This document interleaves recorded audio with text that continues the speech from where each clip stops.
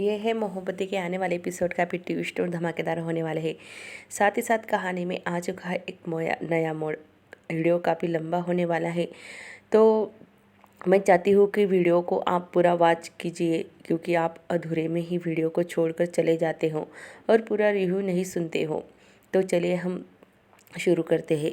यहाँ पर फिर से इशिता शगुन और शगुन का जो वकील होता है, रमन रमन का और इशिता का वकील होता है, ये पांचों भी जज के सामने बैठे होते हैं, क्योंकि ये उसकी जो हेयरिंग की केस है वो फिर से इशिता चाहती है कि फिर से वो केस ओपन हो और कस्टडी रूही की उसे मिले। वो जज साहब से कहती है कि शगुन कहती है कि जज साहब, ये जो है ना इशिता, वो मेरी बेटी को लेकर भाग गई थी, ऐसा कोई करता है क्या? मुझे तो पता ही नहीं था, फिर भी इसके घर वालों को भी पता नहीं था, बिना किसी को बताए वो मेरी बेटी को लेकर भाग गई थी। और कितनी छोटी सी बच्ची है, उसे कुछ हो जाता तो। तभी यहाँ पर इशिता कहती है कि ऐसा कुछ भी नहीं है मैडम, मेरी रूही मुझसे बहुत प्यार करती है और मैं कभी भी उसका बुरा नहीं सोचूंगी, अच्छा ही सोचूंगी। घर का माहौल ऐसा हो चुका था कि सारे लोग डिस्टर्ब थे और इतने ताव तनाव में मैं मेरी बेटी को रहने नहीं देना चाहती थी, इसी वजह से मैं उसे लेकर गई थी। और रूही भी मुझसे बहुत प्यार करती है। और मुझे बताने से पहले तुमने क्या किया था? 6 साल पहले एक 6 महीने की लड़की को तुम अपनी बेटी को छोड़कर चली गई थी अपने बॉयफ्रेंड के साथ। तभी शगुन कहती है कि नहीं मैडम, ये बात तो सच नहीं है, बल्कि मैं गई थी तब माहौल कुछ और था।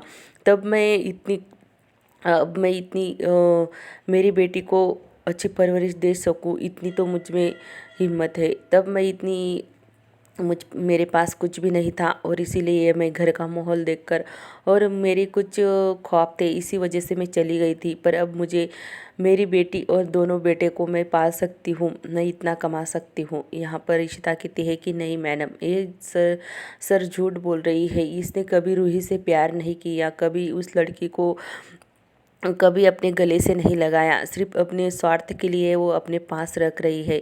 और इतनी छोटी सी बच्ची को वो अब यहाँ पर मॉडलिंग करवाना चाहती है, उससे पैसे कमाना चाहती है, इसी वजह से बस रूही को ये हासिल करना चाहती है। रूही और इशिता और शगुन में काफ़ी बहस होती है। तभी जो जज होता है, मतलब मैडम, जज मैडम होती है, वो कहती है कि तुम दोनों चुप हो जाओ, रूही की कस्टडी किसे मिलेगी तुम दोनों को नहीं पता है। तो पहले तो इशिता और रमन के पास थी, अब शगुन के पास आ चुकी है। तो हम इस बात पे ही बात करें, आप दोनों बहस करना बंद करो। इशिता शगुन से कहती है कि तुम चुप ही रहो, मुझे पता है तुम्हारा कैरेक्टर क्या है और तुम क्या मेरी बेटी को पाल सकती हो, वो तो मेरी बेटी है।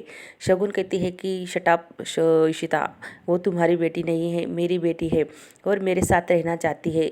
जज मैडम, वो तो रूही तो कह रही थी कि मुझे इशिता के साथ नहीं रहना है और शगुन मम्मा के साथ रहना है। तभी यहाँ पर वो इशिता कहती है कि हाँ, वो मुझसे थोड़ी नाराज़ है, क्योंकि मैंने उसे तुम्हारे साथ भेज दिया, इसी वजह से वो ऐसा कह रही है।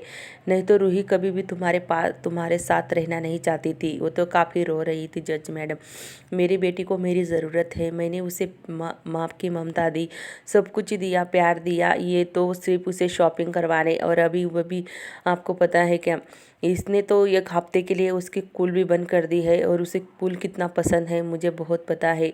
और ये मॉडलिंग करवाती है उससे, और उसका कुल बंद करवा दिया है। तभी यहाँ पर जज मैडम कहती है कि आप दोनों चुप हो जाइए पहले, मैं ऐसा नहीं कर सकती इशिता मैडम। यहाँ पर कोर्ट से जो अपील आई है वो शगुन की तरफ आई है, और शगुन को ही रूही की कस्टडी मिली है। तो इसी नाते रूही शगुन के साथ रह सकती है, हम कुछ भी नहीं कर सकते। इशिता काफ़ी उदास हो जाती है। तब तक यहाँ पर जो सुचिता, मतलब यहाँ पर मिहिका उस जो सुचिता मैडम होती है उसे लेकर आती है, और वो कहती है कि 1 मिनट जज मैडम, मैं कुछ कहना चाहती हूँ। मैं एक संस्था चलाती हूँ और मैं यहाँ पर कुछ आपको दिखाना चाहती हूँ। यहाँ पर निशिता उसे देखकर काफ़ी खुश हो जाती है। तभी यहाँ पर शगुन का वकील जो है वह कहता है कि एक संस्था चलाने वाली औरत अब यहाँ पर एक केस लड़ेगी। तभी वो कहती है कि तुम चुप ही रहो, मैं बोल रही हूँ ना जज मैडम के सामने, तुम क्यों बोल रहे हो? तभी वो कहती है कि मैडम, मैं आपसे कुछ कहना चाहती हूँ। पहले जो रूही की कस्टडी मिली थी रमन और इशिता को, तो दोनों के वजह से मिली थी और दोनों को मिली थी, इशिता को भी मिली थी और रमन को भी मिली थी। तो मेरा यही कहना है कि जब यहाँ पर अब कस्टडी की बात चल रही है रूही की, तो रमन के ही साइन हुए हैं, इशिता के साइन नहीं हुए हैं। तो इसका मतलब यही हुआ है ना कि इशिता की अभी भी मंजूरी नहीं मिली है, तो इशिता का साइन नहीं है, तो रूही की कस्टडी शगुन को कैसे मिल सकती है। इस बात को सुनकर शगुन काफ़ी गुस्सा हो जाती है और कहती है कि ये कहाँ से आ गई। और यहाँ पर जज भी सोच में पड़ जाता है, जो जज मैडम होती है वो भी सोच में पड़ जाती है कि सच में यहाँ पर तो दोनों के साइन है, इशिता के भी है और रमन के भी है। तभी वो जज मैडम से कहती है कि आपने तो, कोर्ट ने तो ये बहुत गलत किया है, फिर से ये केस रीओपन होगी और रूही की कस्टडी मेरी इशिता को ही मिलनी चाहिए। तभी यहाँ पर जज कहती है कि हाँ, ये केस की सुनवाई फिर से होगी और फिर से ये केस ओपन होगी कि कस्टडी इशिता को मिलेगी या शगुन को। शगुन ये देखकर अपने वकील की तरफ देखती है और काफ़ी उदास हो जाती है। जज मैडम कहती है कि तब तक रूही तो शगुन के पास ही रहेगी और अगली सुनवाई के वक्त ये तय होगा कि आप रूही किसके साथ रहेगी। ये देखकर इशिता को काफ़ी दिलासा मिलता है, क्योंकि फिर से रूही को पाने के लिए एक मौका मिला है। शगुन उदास हो जाती है और इशिता काफ़ी खुश हो जाती है, क्योंकि यहाँ पर जो है इशिता के साइन नहीं हुए होते हैं कागज़ पे। तो यहाँ पर फिर से रूही की केस शुरू होने वाली है। अब रूही इशिता के पास जाने वाली है। जब यहाँ पर जज मैडम कहती है कि अगली सुनवाई की तारीख मैं आपको दे देती हूँ, जो कोर्ट में होगा उसी के आधार पर, सबूत के आधार पर जो भी है उसे रूही मिलेगी। यहाँ पर शगुन तो काफ़ी गुस्सा हो जाती है और उससे तो यही लगता है कि जज मैडम ये ठीक नहीं है। मेरी बेटी की कस्टडी मुझे मिलने के बाद भी फिर से केस, जो रूही की कस्टडी की केस है वो ओपन होने वाली है। यहाँ पर इशिता उस मैडम को थैंक यू कहती है कि थैंक यू मैम, आपने बहुत बड़ा काम किया है और फिर से मेरी बेटी को एक मौका मिला है मुझे कि मेरी रूही मेरे पास आ सकती है। वह कहती है कि थैंक यू किस बात का, मेरा तो फ़र्ज बनता है कि आप जैसे लोगों की मदद कर सकूं। यहाँ पर वो रमन से कहती है कि रमन, तुमने भी बहुत बड़ी गलती की है। रमन को तो पहले से ही गुस्सा था इशिता पर, क्योंकि इशिता और रमन की रात में ही लड़ाई हो चुकी थी इसी बात को लेकर। तभी रमन वहाँ से वकील चला जाता है और यहाँ पर शगुन शगुन कहती है कि तुमने ये ठीक नहीं किया है, मेरे पास मेरी बेटी ही तो थी एक, और वो भी मुझसे छीनना चाहती हो। अब मैं किसके सहारे रहूं? तुम्हारे पास तो पूरा परिवार है, तुम्हारा पति है, सब कुछ है, फिर भी तुम मेरी बेटी को मुझसे छीन रही हो। तभी वो कहती है इशिता कहती है कि तुम तो चुप ही रहो, तुम्हारी बेटी, सिर्फ तुम पैसे कमाने के लिए अपनी बेटी को अपने पास रख रही हो, बस, बाकी दूसरा कोई कुछ भी नहीं है। तभी इशिता उससे कहती है कि मैडम हमारे घर चलिए ना, हमें बहुत अच्छा लगेगा, मेरे मम्मी पापा सब परिवार है और आपसे मिलकर काफ़ी खुश हो जाएंगे। शगुन वहाँ से चली जाती है गुस्सा होकर और कहती है कि देख लेना, मेरी रूही मेरे पास वापस ज़रूर आएगी और तुम्हारे साथ नहीं रहेगी, और मैं मेरी रूही को हमेशा के लिए हम मेरे पास रखूँगी। तभी यहाँ पर रमन से भी वो कुछ बातें होती है। रमन यहाँ से गुस्सा होकर चला जाता है और कहता है कि मुझे कुछ काम है, मैं अभी आया। रमन रमन का मुंह तो पहले से ही उतरा था, क्योंकि उसे तो खुशी थी कि रूही की केस फिर से ओपन होने वाली है, पर वो थोड़ी देर बाद गुस्सा हो जाता है और वहाँ से चला जाता है। इशिता उसकी तरफ देखती है और दूसरी तरफ अब इशिता उस मैडम को घर पर लेकर आई है और सबसे मिलाती है, चाय कॉफ़ी पीते हैं सब, और बहुत रमन के माँ बाप कहते हैं कि आपसे मिलकर बहुत खुशी हुई है।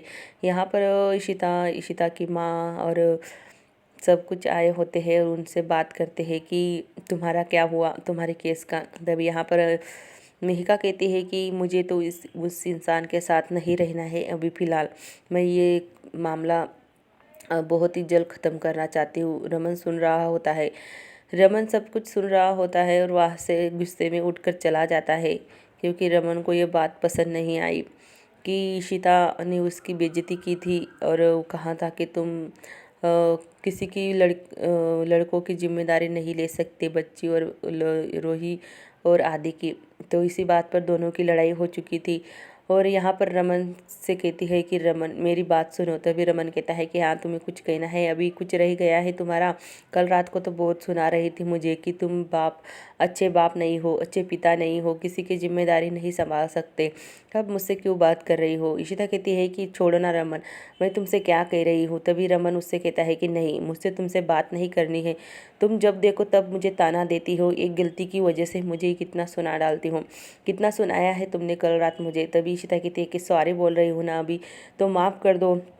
तो यहाँ पर रमन कहता है कि नहीं, मैं तुमसे बात नहीं करना चाहता। हर बार मैं ही गलत होता हूँ, हर बात मेरी ही गलती होती है, और एक गलती की वजह से इतना कुछ सुनना पड़ा। जो तुम्हारी वो मैडम है बाहर बैठी हुई, वो भी मुझे यही सुना रही थी कि तुम्हारी गलती की वजह से रूही शगुन के पास चली गई। क्या मैं एक अच्छा पिता नहीं हूँ? क्या एक बाप बनने के लायक नहीं हूँ? क्या मैं तुम्हारी जिम्मेदारी नहीं उठाता? यहाँ पर इशिता की माँ सब कुछ सुन रही होती है और वो कहती है कि इन दोनों में अब लड़ाई हो चुकी है, अब यहाँ पर इन्हें इनकी लड़ाई को कैसे सुलझाऊँ। यहाँ पर रमन बाहर चला जाता है। तभी दूसरी ओर वो मैडम घर जाती है, सुजीता मैडम, और वहाँ पर रमन जाता है उसे थैंक्स बोलने के लिए। वो कहती है कि आओ अंदर आओ, पहले तुम तो थके थके नज़र आ रहे हो, चाय कॉफ़ी कुछ लोगे?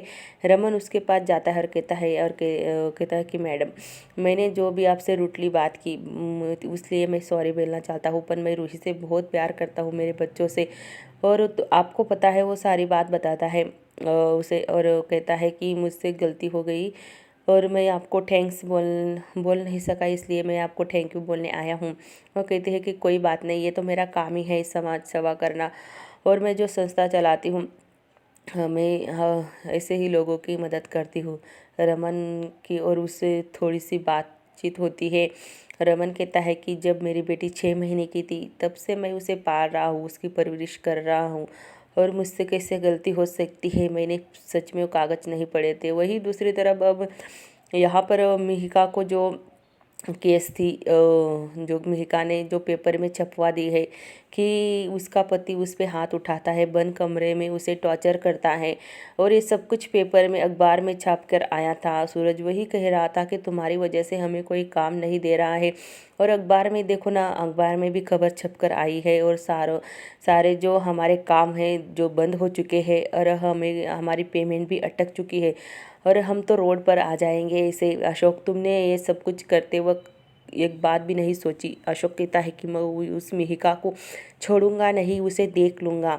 इसकी कैसी हिम्मत हुई कि अखबार में वो मेरे खिलाफ कुछ भी छपवा सके।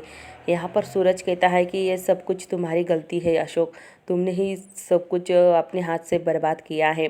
हमें तो सुबह से फ़ोन पे फ़ोन आते ही जा रहे हैं कि मुझे कोई काम नहीं मिल रहा है, हमें कोई काम देने के लिए मना कर दिया। तब तक शगुन सूरज को फ़ोन लगाती और कहती है, मेरी बेटी ने, रूही ने जो मॉडलिंग की थी उसकी पेमेंट आने वाली थी, क्यों नहीं आई? सूरज कहता है कि मेरी ही पेमेंट अटक चुकी है, तो तुम्हें कहाँ से पैसे दूँ? मेरे काम बंद हो चुके हैं, मुझे कोई काम देने से मना कर रहा है उस मिहिका के वजह से। तभी यहाँ पर सूरज उसे कहता है कि 1 रुपया नहीं मिलेगा। शगुन कहते हैं कि कैसे नहीं मिलेगा, मैं देख लूँगी तुम्हें।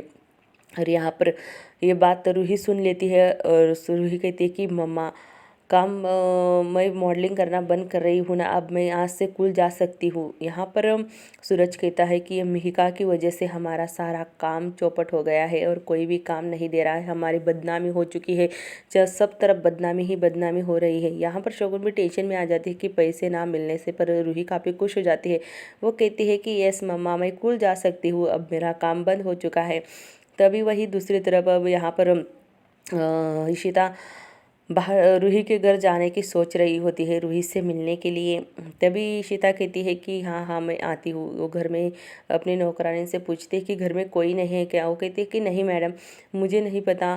तो इशिता कहती है कि तुम मुझे मिहिर के घर ले चलोगी? तभी यहाँ पर अशोक सॉरी रमन आता है और कहता है कि ये मैडम, मैं घर में ही हूँ, तुम्हें मैं दिखाई नहीं दिया? तभी इशिता कहती है कि नहीं नहीं, मेरे ध्यान नहीं थी तुम घर पे हो, इस ऐसे मुझे पता ही नहीं था कि तुम घर पे हो। यहाँ पर रमन कहता है कि मैं ले चलता हूँ, नहीं तो अभी भी ताना मारोगी मुझसे कि मुझे कोई लेकर नहीं जाता और मेरा कोई ख्याल नहीं रखता, मेरे बच्चों को कोई ख्याल नहीं रखता इतने। तभी यहाँ पर इशिता कहती है कि हाँ बंद करो ताने मारना और मुझे ले चलो। तभी यहाँ पर रूही तैयार होकर आती है कुल जाने के लिए, और कहती है कि शगुन मम्मा चलिए, मैं रेडी हो चुकी हूँ कुल जाने के लिए। तभी शगुन कहती है कि अब कितना टाइम हो चुका है बेटा, अब तो कुल छूटने भी वाला होगा। तभी रूही कहती है कि नहीं मम्मा, अभी भी टाइम बाकी है, मुझे कुल जाना है, मैं कितने दिन से कुल नहीं गई हूँ। तभी उसे शगुन डांटती है और कहती है कि जाओ अपने कमरे में आराम करो, तुम कहीं नहीं जा रही हो, एक दिन नहीं कुल जाओगी तो कुछ हो नहीं जाएगा। तभी यहाँ पर इशिता आती है और कहती है कि नहीं बेटा, तुम कुल ज़रूर जाओगी और आज ही जाओगी। क्यों नहीं जाओगी, कुल जाना अच्छी बात होती है। तभी यहाँ पर शगुन कहती है, ओ शट अप इशिता, मेरी बेटी है, मैं इसे कुल भेजूँ या ना भेजूँ, तुम्हें क्या करना है। तभी इशिता कहती है कि तुम चुप बैठो, वो मेरी बेटी है और मुझे पता है कि उसकी खुशी किस में है। तुम तो उससे इतनी छोटी सी उम्र में काम करवा रही हो अपने स्वार्थ के लिए, मुझे कुछ पता नहीं है क्या। अभी भी रूही की कस्टडी पूरी तरह से तुम्हें नहीं मिली है और ये बात मत भूलना कि रूही मुझे मिलने वाली है। तभी यहाँ पर शगुन कहती है कि तुम तो यहाँ से चली ही जाओ। तभी यहाँ पर इशिता कहती है कि ये मेरे ननद का भी घर है, ना ही तुम्हारा घर है, और मिहिर का भी घर है, मैं कब भी आ सकती हूँ और कब भी जा सकती हूँ इस घर से। तभी यहाँ पर शगुन और इशिता के बीच में थोड़ी सी बहस हो जाती है। तभी रमन कहता है कि शट अप शगुन, रूही को कुल भेजो, नहीं तो अच्छा नहीं होगा। तभी यहाँ पर रूही से वो पूछते हैं कि बेटा तुम्हें कुल जाना है ना, जाना है तो हाँ बोलो। तभी इशिता और रमन रूही को कुल लेकर जाते हैं और यहीं पर हमारी अपडेट